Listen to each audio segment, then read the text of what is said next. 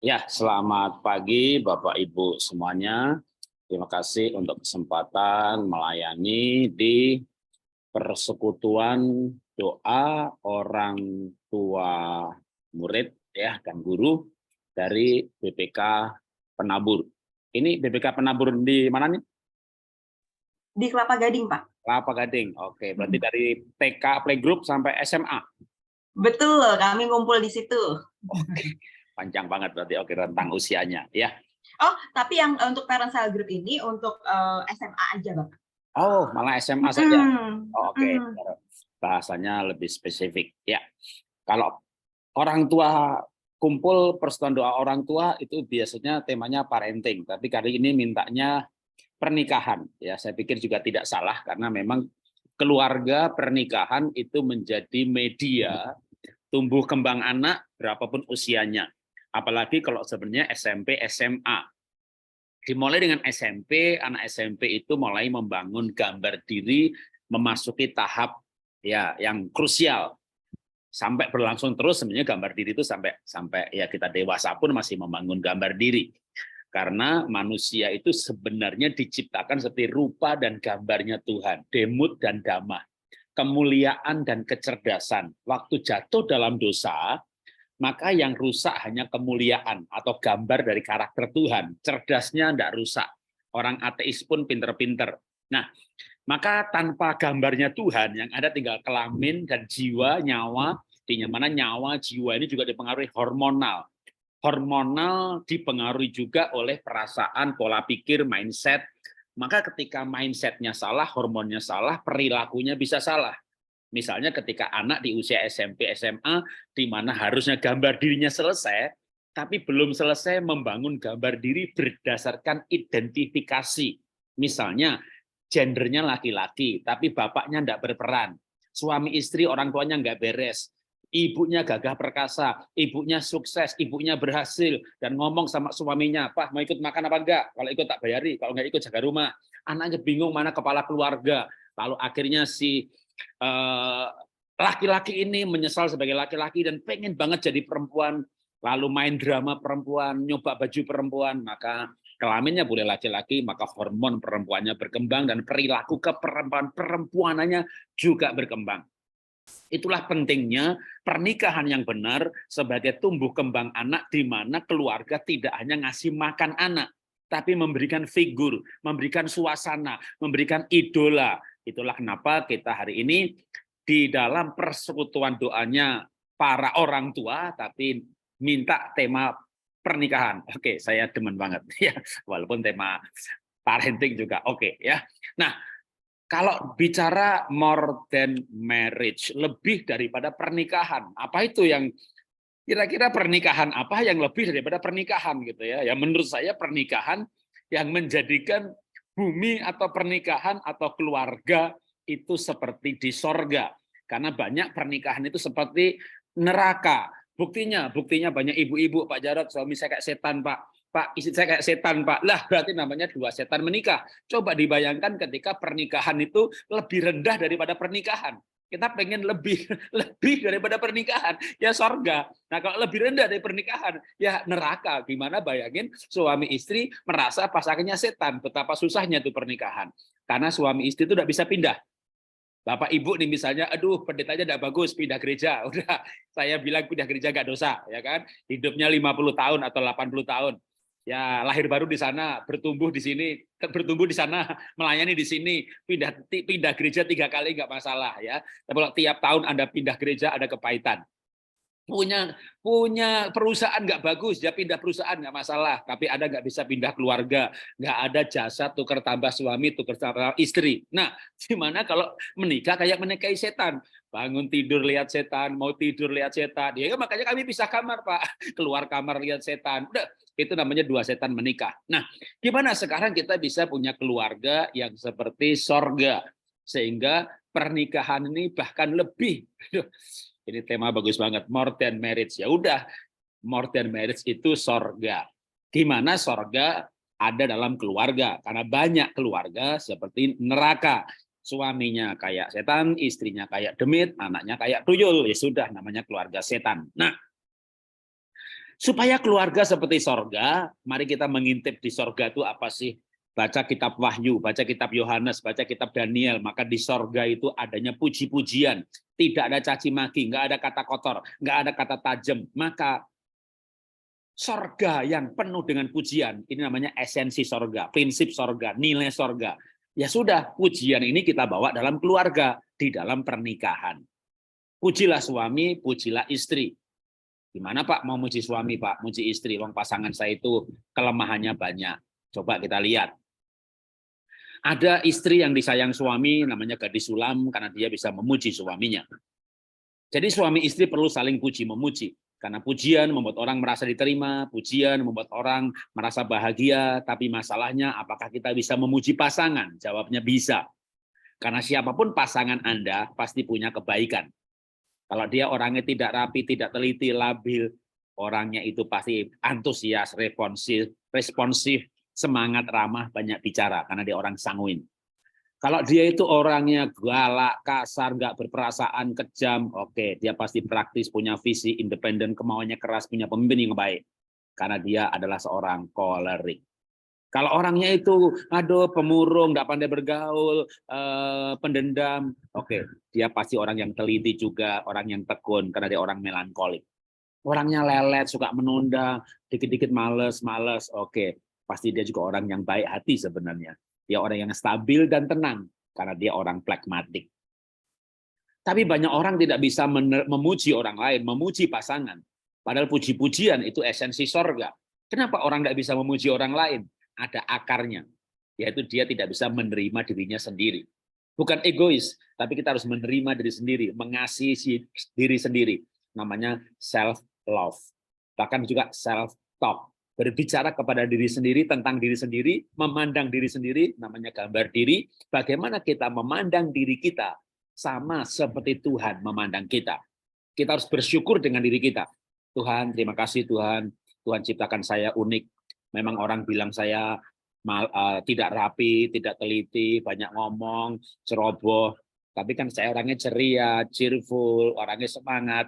Saya menyebutnya saya orang sanguin. Nah, Anda bisa mengucap syukur kepada diri sendiri tentang baiknya sendiri. Bukan egois, tapi bersyukur. Karena kalau orang bisa bersyukur dengan dirinya, menerima dirinya, orang lain menerima kita juga. Gimana suami terima kita? Gimana istri terima kita? Wong kita sendiri nggak menerima diri kita sendiri. Maka belajarlah untuk menerima diri sendiri, mengasihi diri sendiri, supaya juga bisa mengasihi pasangan dan menerima pasangan. Ketika seseorang belajar mengenai gambar diri, keunikan diri, maka otomatis dia juga belajar orang lain. Karena waktu dia belajar, oh saya ini orang sanguin. Nah kan waktu pelajarannya nggak mungkin psikolognya, pengajarnya langsung berbicara, manusia itu semuanya sanguin. Dia jelaskan semuanya. Oh ternyata suami saya itu kolerik. Nah, udah. Jadi kita tahu dia kolerik. Oh, ternyata istri saya itu pragmatik. Saya sanguin, istri pragmatik. Jadi kalau saya lupa naruh barang nggak pada tempatnya, istri saya itu sambil senyum-senyum bilang sanguin gitu ya. Tapi kalau istri saya lagi males, lagi nggak niat, nggak ada ide, saya itu berkata pragmatik gitu. Jadi bukan wahmu itu males gitu, enggak ya. Kita itu bilangnya ilmiah gitu ya. Pragmatik. Nah, itulah orang bertengkarnya yang berpendidikan dan berpengetahuan. Karena pengetahuan membuat orang bijaksana. Ketika orang saling memuji pasangannya, memuji sisi baiknya, bahkan memuji anak sebenarnya. Anak kita juga pasti salah satu di antara ini. Maka waktu dipuji sisi baiknya, mereka tidak merasa salah diciptakan. Mereka juga akan bersyukur dengan dirinya. Orang yang bersyukur dengan dirinya akan mudah fokus dan juga bisa bahagia. Maka yang terjadi saling bahagia. Waktu menikah orang tidak berubah kok. Waktu pacaran orang nggak pakai topeng. Waktu pacaran itu orang bahagia. Ketika bahagia yang muncul sisi positifnya. Ketika tidak bahagia yang muncul negatifnya. Jadi supaya suami itu seperti sorga, seperti malaikat. Setannya nggak keluar, bikin dia bahagia.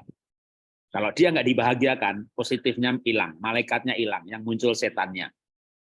Kecuali dia lahir baru sungguh-sungguh penuh Roh Kudus, maka setannya bisa hilang, negatifnya bisa berubah.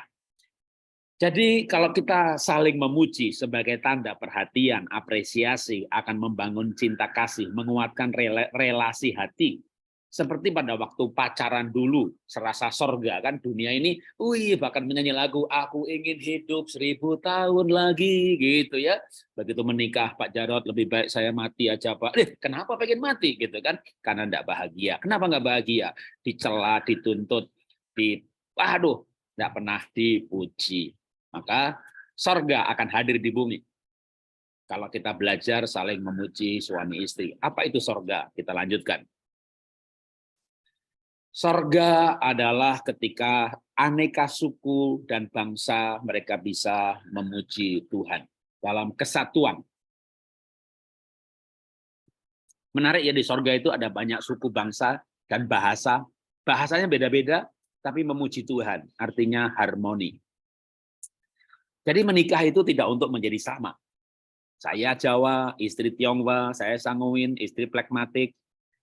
Saya ENFP, istri ISTJ, kalau dengan tes MBTI. Di awal pernikahan, saya Jawanya banget, ya istri Tionghoanya banget. Gimana nggak Jawa banget? Ke gunung pakai batik, ke Eropa pakai batik, ke Belanda pakai batik, tidur pakai batik, kolornya batik juga. Jadi kami ini dulu pasangan tulalit, nggak serasi. Tapi sekarang kalau saya batik, istri batik juga. Kalau istri jaket kulit, saya jaket kulit juga. Kenapa? Karena sekarang saya berubah. Kenapa saya berubah? Karena saya pernah nganter istri saya pakai baju nasional yang keren, lalu saya pakai batik yang sederhana, lalu ngisi bensin, dan pegawai bensinnya tanya, Mas, udah lama kerja sama Ibu? Gitu ya. Aduh. Ya, jadi saya berubah bukan karena dengar khotbah, saudara ya. Saya berubah karena diledek sama supir, sama pegawai pom bensin. Lalu saya pulang ke rumah bilang sama anak-anak, ini pegawai pom bensin yang di situ tuh kurang ajar. Masa papa ini dibilangi supirnya mama. Bukan mereka yang kurang ajar, mah. Pak, coba papa itu ngaca. Papa itu sederhana ya sederhana, tapi ojo nemen-nemen, Pak. Itu namanya bukan sederhana, itu namanya util, Pak, pelit, Pak. Ya bukan pelit lah. Saya bangun sekolah di pedalaman 1 tahun bisa 2-3 sekolah, itu bisa 600 juta. Lalu membiayai operasionalnya itu bisa 400 juta. 1 miliar 1 tahun, kok pelit itu gimana? Jadi saya sangat murah hati terhadap orang susah, orang desa, orang miskin, gereja pedalaman. Tapi memang kalau untuk diri sendiri kok rasanya pakai baju mahal itu gimana gitu ya. Karena memang dulunya saya orang miskin, jadi nggak bisa hidup gaya hedon gitu ya, mobil mewah, jam mewah, semuanya mewah. Nanti di sorga saya udah punya semuanya kok. Di dunia kan hanya sebentar. Tapi karena tukang bensin nanya, sudah lama kerja sama Ibu. Saya ngaca beneran gitu ya. Lalu ya kalau sama-sama batik oke lah gitu ya. Oke, kita lanjutkan lagi. Jadi pernikahan itu harmonisasi dua pribadi yang berbeda. Dan Alkitab juga mengajarkan laki-laki meninggalkan ayahnya dan ibunya lalu bersatu dengan istrinya sehingga keduanya menjadi satu. Dan apa yang dipersatukan nggak boleh dipisahkan. Jadi Alkitab tidak berkata laki-laki meninggalkan ayah ibunya lalu menjadi sama, keduanya menjadi sama, dan apa yang sama jangan berbeda. Enggak. Ayatnya nggak begitu. Alkitab berkata menikah untuk menjadi satu. Menikah itu seperti sepasang sepatu. Satu kiri, satu kanan. Satu belok kiri, satu beloknya kanan. Bentuknya ya. Kalau melangkah itu satu depan, satu belakang. Nah, kalau turun tangga, naik tangga, satu di atas, satu di bawah. Apa Anda nggak suka perbedaan ini? Gimana sih ini kaki? Satu di belakang, satu di bawah. Ya kalau mau bareng-bareng ya boleh ya. Ini kakinya ceduk, itu lompat-lompat. Itu namanya kelinci kan. Jadi ketika satu depan, satu belakang itu berbeda, tapi seirama. Naik tangga, satu di bawah, satu di atas, itu seimbang. Anda lompat-lompat di tangga, ya pasti jatuh. Jadi pernikahan tidak untuk menjadi sama, tapi untuk menjadi satu. Untuk apa menjadi satu? Ya seperti sepatu ini, kalau kiri saja atau dua-duanya kiri akan nggak bisa dipakai. Dua-duanya kanan, ya gimana makainya. Maka suami istri itu menariknya begini. Gimana caranya sepatu kiri kanan ini bisa seirama? Kalau dalam seminar onsite kan enak ketemu langsung, saya tanya, gimana suami istri itu bisa seirama? Ya Saling memahami. Iya, pertanyaannya gimana suami istri yang berbeda itu saling memahami. Ya kita harus mengerti satu dengan yang lain. Ya gimana caranya yang berbeda itu bisa mengerti satu dengan yang lain. Ya kita harus sering bersama-sama. Ya itu pertanyaannya gimana suami istri yang berbeda ini bisa selalu bersama-sama. Ya kita harus satu hati, satu pikir, satu visi. Itu dia pertanyaannya gimana yang berbeda ini satu hati, satu visi gitu ya. Satu nggak ke kiri, satu nggak ke kanan. Menggunakan ilustrasi sepatu tadi loh. Gimana sepatu itu yang berbeda itu bisa seirama satu tujuan. Ya arahnya harus sama, Pak. Itu dia pertanyaannya, gimana sepatu kiri kanan itu arahnya bisa sama. Maka jawabannya gampang.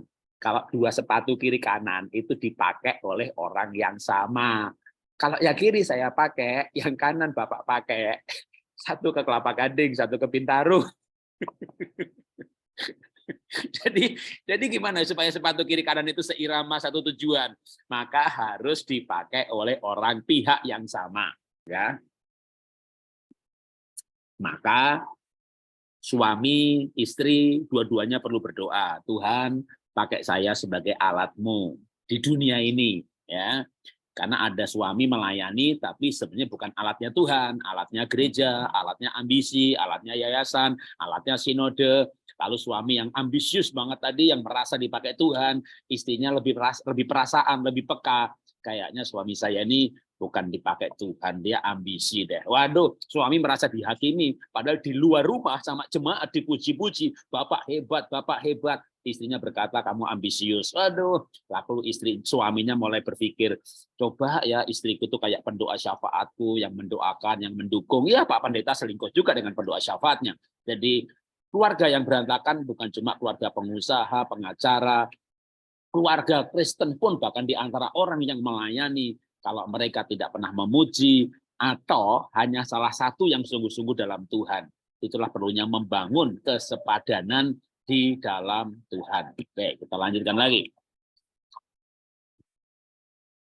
Suami istri berbeda, tapi adakan menjadi tim yang hebat yang saling melengkapi. Jika keduanya sama-sama melayani Tuhan. Kenapa tim hebat yang saling melengkapi? Ya, sebagai contoh, misalnya saya orangnya optimis, saya orangnya antusias, saya penuh dengan ide-ide, tapi saya orangnya tidak setia. Jadi waktu saya bikin sekolah Happy Holy Kid, baru 2 tahun, 3 tahun saya tinggal. Nah, untung ada istri saya yang tekun menangani, memfollow up. Akhirnya saya berbagi tugas sama istri. Saya akan keliling Indonesia, saya akan kompori gereja-gereja, buka visi. Pentingnya pendidikan anak, gitu ya. Pentingnya sekolah usia dini. Kalau SD, SMP kayak penabur yang kurikulumnya bebannya luar biasa. Banyak Pak, apa anak SD nggak stres Pak? Kalau di penabur kurikulumnya luar biasa. Enggak, yang stres bukan anaknya, yang stres orang tuanya. Itu anak nggak akan mati sekolah di sana. Justru terlatih di usia SD yang punya kemampuan adaptasi luar biasa. Otaknya berkembang luar biasa. Maka anak saya tiga-tiganya di penabur waktu mereka SD. Kenapa? Saya suka. Yang model begini disiplinnya luar biasa. Yang model begini akan mendidik anaknya rajin, tabah gitu ya. Nanti kalau kuliah oke, cari yang internasional, yang happy-happy nggak masalah. Nah, tapi waktu itu saya bikin sekolah playgroup dan TK, saya pikir di usia dini itu ya termasuk penabur sekolah berbasis agama ya. Sekolah playgroup TK usia dini itu harusnya anak mengenal Tuhan. Jadi saya bagi visi kemana-mana. Begitu mereka menangkap visi, Pak, gimana cara bikin sekolahnya, Pak? Saya tuh malas jelasin. Kalau udah, Pak, syaratnya apa, Pak? Kurikulumnya gimana? Udah tanya istriku gitu ya kan. Lah kalau saya nggak punya istri, waduh, atau istri saya nggak mendukung. Jadi saya berbeda sama istri. Saya ini tipenya tipe provokator. Tapi kalau ditanya, malas jawab karena bukan guru. Ya, provokator tuh coba memprovokasi. Saya bikin WA grup pola hidup sehat. Aduh, banyak banget yang ikut. Ngajar oke, ditanya japri udah nanti ikut Zoom aja. Ku ajarkan sekaligus buat seluruh peserta gitu ya. Karena memang tipenya berbeda. Nah, karena setiap orang tipenya berbeda, maka butuh orang lain untuk melengkapi. Kalau suami istri, suaminya banyak ngomong, temannya banyak tapi nggak teliti, ya udah bapaknya marketing, ibunya cerewet teliti, ibunya akunting pegang keuangan, jadi tokonya, perusahaannya digarap bareng-bareng. Maka itu adalah suami dan istri yang saling melengkapi. Sorga itu apa sih? Sorga itu gimana sih supaya sorga itu ada dalam keluarga kita? Maka nilai-nilai sorga dibawa ke dunia, dibawa ke dalam keluarga. Dan sorga itu kudus. Alkitab berkata, tanpa kekudusan orang tidak bisa melihat Allah. Mazmur berkata, siapakah yang boleh naik ke gunung Tuhan? Orang yang kudus hatinya. Tuhan itu kudus, Tuhan itu baik. Allah itu kasih, Allah itu kudus. Kalau soal maha kuasa atau bikin sembuh, ya setan juga bisa bikin sembuh. Mau bikin kaya, orang ke Gunung Kawi, ke gunung mana lagi, ya ada juga yang bisa kaya beneran. Tapi kudus, iblis nggak bisa tiru. Kasih, iblis nggak bisa tiru. Benar, iblis nggak bisa tiru. Makanya akulah kebenaran, kata Tuhan. Allah adalah kasih, kata Alkitab. Allah itu kudus, kata Alkitab. Benar, kudus, dan kasih. Nah, kita bicara kekudusan.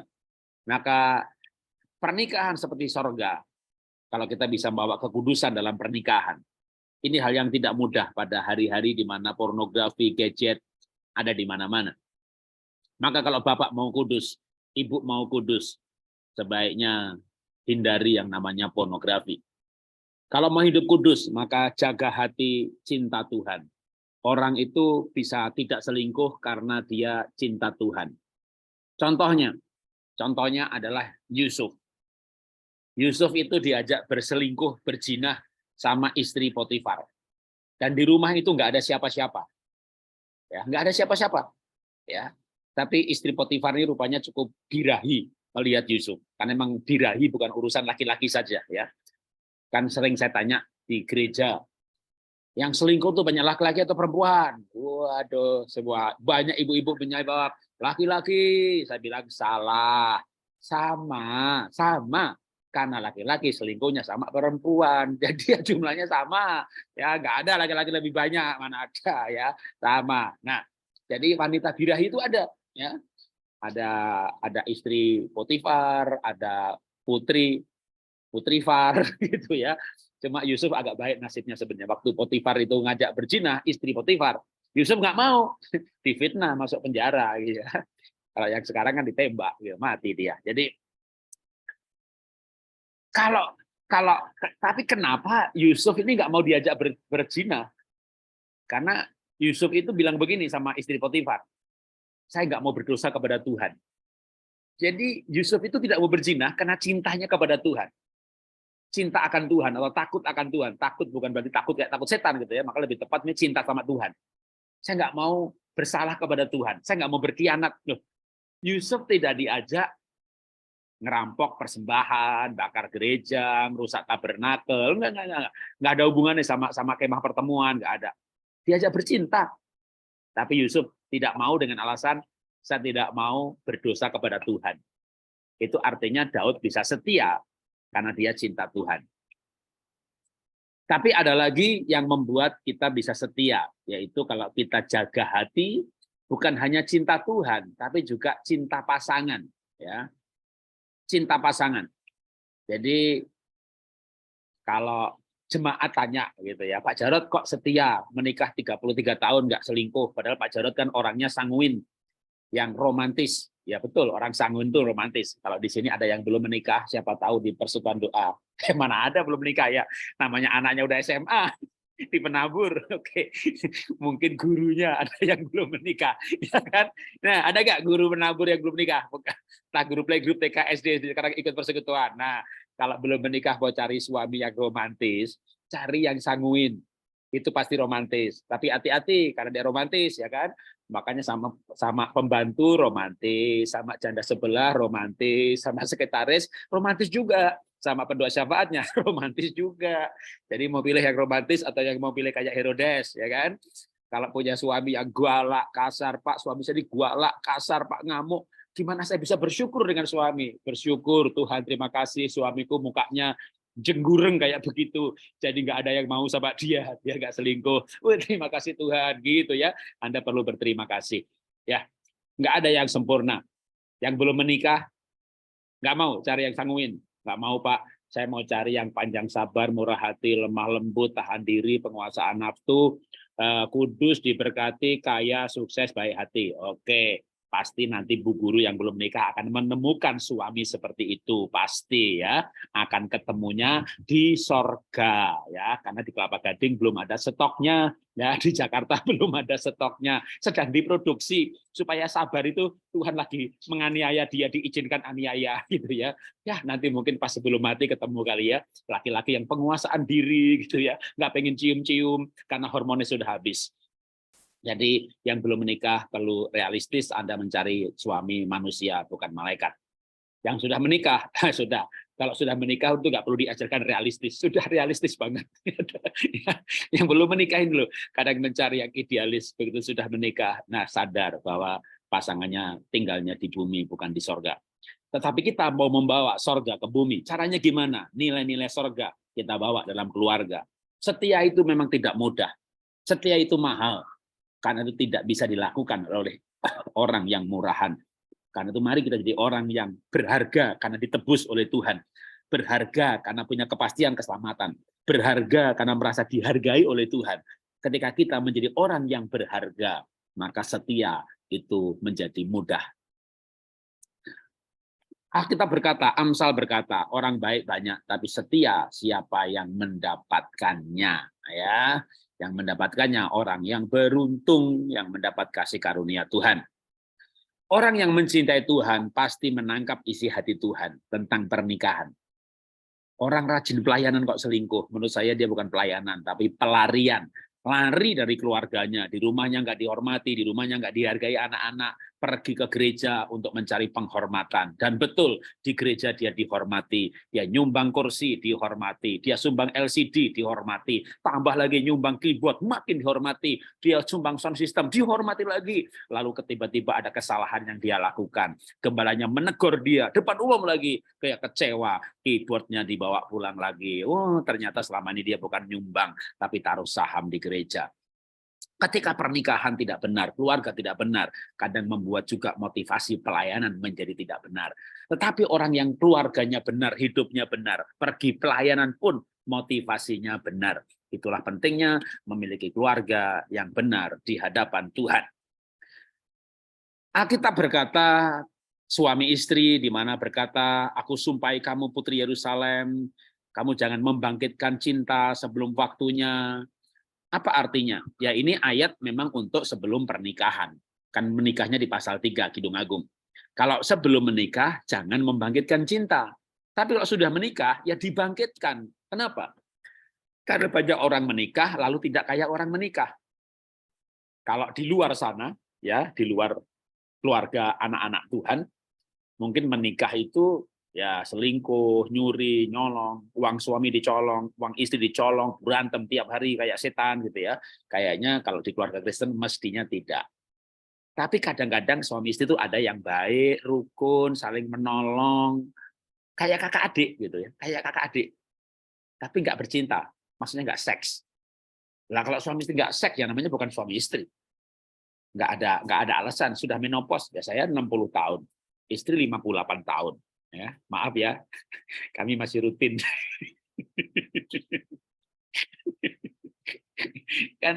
kan more than marriage ya kan, masa bercinta hanya untuk bikin anak, memangnya produksi anak. Ya betul, tapi cinta itu, seks itu untuk rekreasi, untuk penghiburan, untuk kepuasan. Jadi ya tidak ada istilahnya menopause lalu berhenti seks. Menopause itu hanya berhenti sel telur, berhenti punya anak. Tapi suami istri harusnya masih bercinta. Kalau tidak bercinta namanya kongsi, namanya sahabat, namanya teman, ya more than marriage. Kalau nggak bercinta, marriage aja kagak, gimana mau more gitu loh ya. Tapi kalau marriage harusnya more and more and more and more gitu ya. Kayak Bulan Madu itu loh, sukanya lagu itu kan. More, more, more, I want more gitu ya. Kalau sudah menikah lagunya banyak perkara yang tak dapat ku mengerti. Kenapa saya menikah sama Herodes satu ini? Itu, aduh, ya aduh. Atau ibu lagunya lain kalau ibu. Ibu-ibu kadang lagunya lain ya. Betapa aku menyesali nikah sama kunyo ini. ke gereja sendiri, makan sendiri, kemana-mana sendiri, kayak nggak punya suami. Tuhan ambil nyawanya, ku janda lagi. Banyak janda-janda wajahnya berseri-seri. Bener loh, ini mohon maaf ya kalau yang barusan jadi yang melihat YouTube atau ikut ini, mohon maaf kalau barusan ditinggal suami. Bukan saya tidak bersimpati ya, tapi bicara yang sudah setahun ditinggal suami. Saya pergi ke persekutuan doa kaum wanita, saya itu tanya kadang-kadang, siapa yang janda angkat tangannya gitu kan, tak liatin gitu, satu persatu, kok wajahnya seger-seger berseri-seri ya. saya agak sedikit merasa berdosa gitu ya. Apa saya ini laki-laki yang liar gitu, lihat janda seneng banget. Tapi tak perhatiin lagi, enggak kok, kudus, dalam nama Yesus kudus, dalam nama Yesus kudus. Tak liatin lagi ibu-ibu para janda ini. Bener loh, wajahnya itu kayak merdeka dari penjajahan gitu ya. Jadi tuh wajahnya seger-seger. Sedangkan sama juga orang yang belum menikah, kalau di gereja ya hari Minggu ya. Yang belum menikah angkat tangan, wih wajahnya penuh pengharapan. Yang sudah menikah angkat tangan, waduh, wajahnya penuh penderitaan. Maka saya pengen sekali yang sudah menikah pun wajahnya penuh cinta, penuh kebahagiaan. Kenapa? Ya karena memang ada cinta. Dan ada cinta itu ya bentuknya apa? Ya bercinta. Memangnya ada cinta bentuknya kerja bakti gitu ya. Nah, tapi gimana Pak caranya supaya menikah itu tetap ada cinta? Jadikan pasangan nomor 1. Baru orang tua nomor 2, adik kakak nomor 3. Tapi pasangan itu nomor 1. Kalau pasangan nomor 1, maka orang tua turun kualitas, tapi naik kualitas. Oke, pelan-pelan. Jadikan pasangan nomor 1.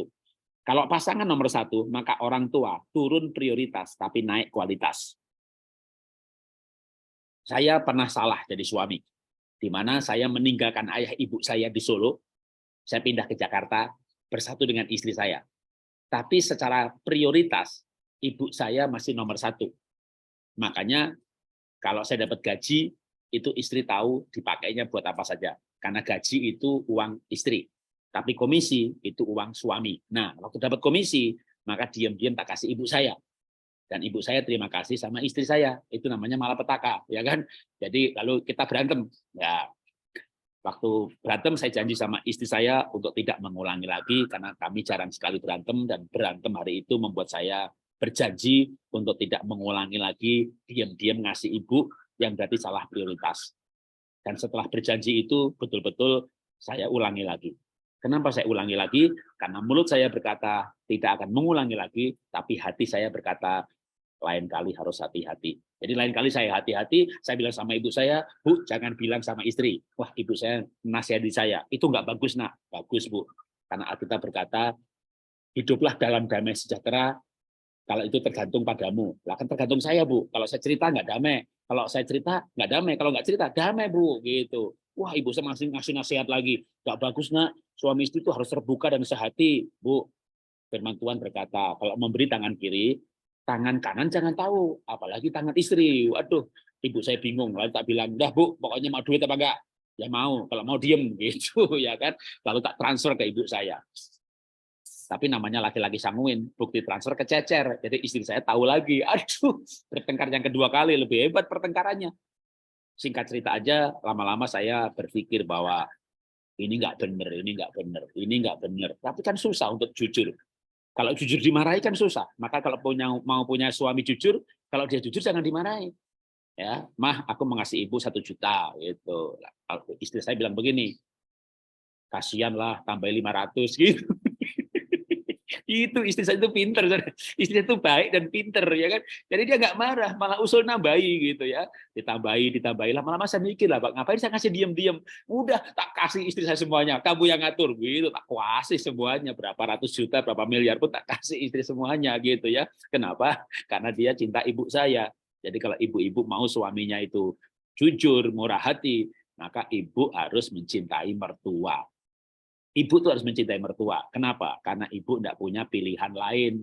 Kalau ibu nggak sayang mertua, anaknya mertua ikut nggak sayang ibu, gitu ya. Jadi cintailah mertua. Itu cara membawa surga ke dunia ini. Lanjutkan lagi. Jadi selama ada cinta, maka kebersamaan itu menyenangkan. Kenapa suami istri nggak ada cinta? Karena salah prioritas. Yang kedua, jarang bersama-sama yang menyenangkan. Ya bersama-sama tapi nggak menyenangkan. Nah, Suami istri ikut tur ke suami istri. Begitu istri atau suami ngajak foto, kamu tuh foto terus, narsis. Ya jadi berantem, saudara ya. Namanya bersama-sama kok berantem gitu ya. Pergi kemana berantem. Maka belajarlah bersama-sama yang menyenangkan. Kalau Anda punya pasangan suka foto, ya sudah, Anda jadi tukang fotonya gitu loh ya. Jangan dia mau foto dimarahin. Itu memperpendek umur ya, mana ada ayatnya ya.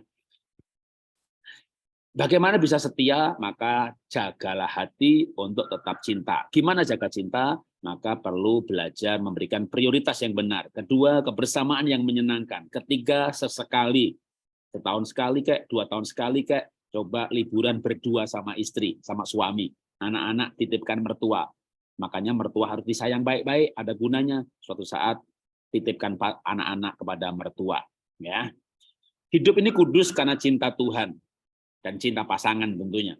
Akan merasakan sorga di bumi dan kehadiran Tuhan dengan segala berkatnya dan kebahagiaannya. Terakhir, sorga itu pengampunan. Kenapa? Karena kalau nggak ada pengampunan, sorga isinya hanya Tuhan dan malaikat. Sorga menjadi ada manusia yang diampuni. Maka pengampunan itu nilai sorga. Pengampunan itu esensi sorga. Mengampuni tidak mudah, tapi mengampuni itu harus. Karena kalau kita nggak mengampuni, maka kita juga tidak diampuni. Kita kebaktian, bayar perpuluhan, ngasih kolektor, berbuat baik, tapi nggak mengampuni suami, nggak mengampuni istri. Ya Tuhan tidak mengampuni. Nah kalau Tuhan nggak mengampuni, ya dosanya tetap ada. Kalau dosanya tetap ada, ya masuk neraka, kan begitu. Karena Alkitab berkata ayat ini tuh sebenarnya artinya apa? Ya mengampuni itu harus. Memang mengampuni itu tidak mudah. Saya tidak pernah mengatakan mengampuni itu tidak. Mengampuni itu gampang kok, enggak, susah. Mengampuni itu susah. Tapi mengampuni itu harus. Ya. Mengampuni tidak mudah tetapi harus. Mengampuni membuat hidup lebih nyaman, sehat dan bahagia. Oke, dari saya demikian, saya kembalikan ke host. Terima kasih, Tuhan memberkati. Atau sebentar kita tutup dulu dalam doa firman ya. Bapak, kami mengucap syukur, terima kasih buat hari ini, untuk persoalan doa hari ini. Kami belajar firman-Mu, bagaimana membawa nilai-nilai kerajaan sorga untuk kami bawa dalam keluarga, khususnya dalam pernikahan. Berkati pernikahan, ayah ibu, para guru juga, penabur, kelapa gading, supaya mereka boleh merasakan sorga di dunia ini. Dalam nama Tuhan Yesus kami berdoa mengucap syukur. Amin. Tuhan berkati.